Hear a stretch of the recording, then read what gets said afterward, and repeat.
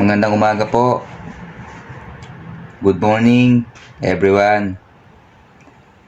Bagong araw, bagong buhay po tayo ngayon. Half day po ako magkatrabaho. Ngayon po, huwag na po natin patagalin. Meron po sa akin ng tanong, kabuko, kuya, magkano na pong iyong ipon sa loob ng 7 buwan? Kasi 7 months na po ako dito sa Taiwan.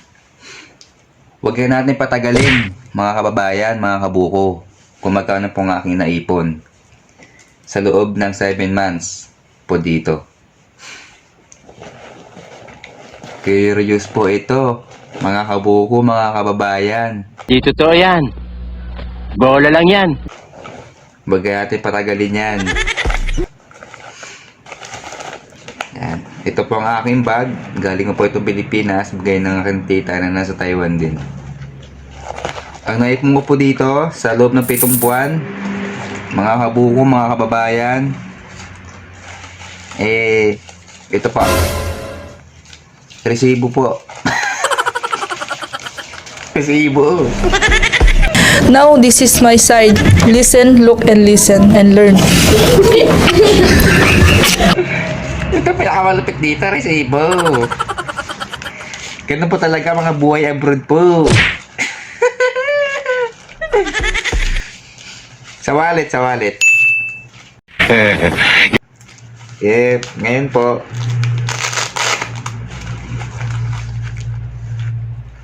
Alphamart po. And Family Mart. Resibo pa rin po. Ganun talagang buhay mga kabuko, mga kababayan.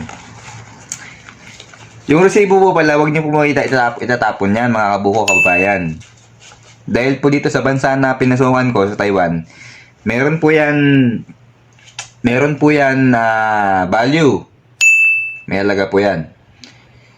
Pwede po yan ipapalit sa mga 7-Eleven ng pagkain, grocery, tsaka pwede ko po manalo ng mga raffles. Yan po. Ito po pala, kung kayo po ay na-curious, ito po ay speaker. Speaker na remote control. Aircon. Akala niyo po speaker ha. Hindi pa ako nakabili niyan. Pag mayaman na po tayo sa vlog. Thank you.